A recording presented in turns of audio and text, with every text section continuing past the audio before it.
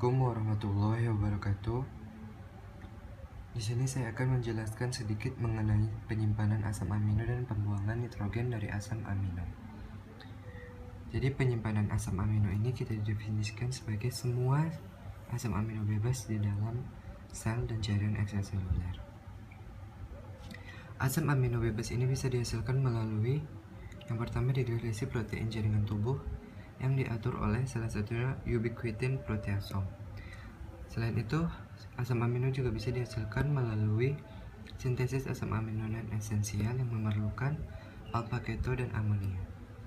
Selain itu, asam amino juga dihasilkan melalui hidrolisis makanan yang mengandung protein oleh protease di dalam lambung dan usus yang melibatkan enzim pencernaan dan pankreas. Nah, selain itu kita juga harus tahu asam amino ini kita pakai buat apa. Nah, yang pertama, asam amino ini bisa dipakai untuk pembentukan protein dalam tubuh yang diatur oleh faktor transkripsi dan translasi yang kemudian nanti akan dimetabolisme untuk menghasilkan energi. Selain itu, asam amino juga bisa digunakan untuk dalam biosintesis yang melibatkan jalur biosintesis. Selain itu juga bisa untuk metabolisme asam amino itu sendiri yang akan melibatkan metabolisme zat antara. Nah, sintesis protein tubuh jika secara bersamaan dengan degradasi protein tubuh akan menyebabkan pergantian protein. Selanjutnya yaitu pembuangan nitrogen dari asam amino. Kenapa sih bisa terjadi pembuangan nitrogen dari asam amino? Nah, pembuangan nitrogen dari asam amino ini bisa terjadi karena asam amino ini nggak bisa secara langsung ikut dalam metabolisme energi.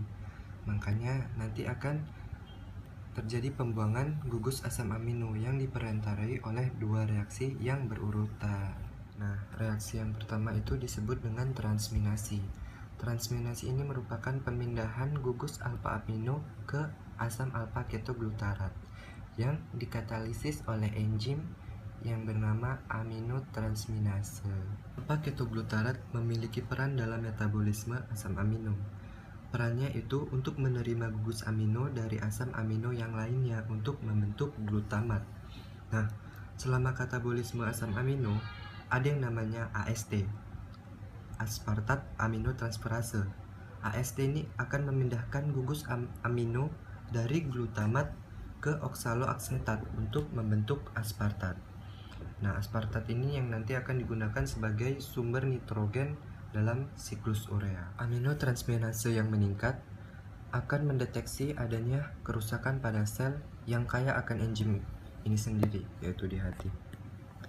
Nah, nanti akan ada yang namanya alanin aminotransferase atau ALT dan aspartat aminotransferase atau AST. ALT dan AST ini yang akan meningkat pada hampir semua kerusakan di hati, terutama pada keadaan yang menyebabkan nekrosis. Contohnya hepatitis, sirosis, obat-obatan hepatotoksik, dan defek enzim di siklus urea. Nah, yang selanjutnya itu reaksi glutamat dehidrogenase. Reaksi ini merupakan kebalikan dari reaksi transminasi tadi. Jika reaksi transminasi tadi merupakan pemindahan gugus alfa amino ke gugus alfa ketoglutarat, glutamat dehidrogenase ini merupakan pelepasan asam amino sebagai amonio bebas atau NH3 yang melibatkan alfa ketoglutarat.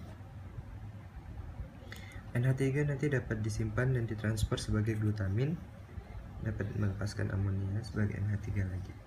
Selanjutnya itu siklus urea.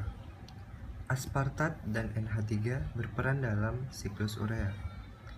Siklus urea ini merupakan penggabungan nitrogen dari aspartat, karbon dioksida, dan NH3 menjadi urea. Siklus urea ini bisa terjadi defisiensi enzim herediter atau penurunan enzim herediter, tanda dengan penyakit hiperamonemia dan retardasi mental. Obatnya itu hemodialisis dan pengurangan asupan protein.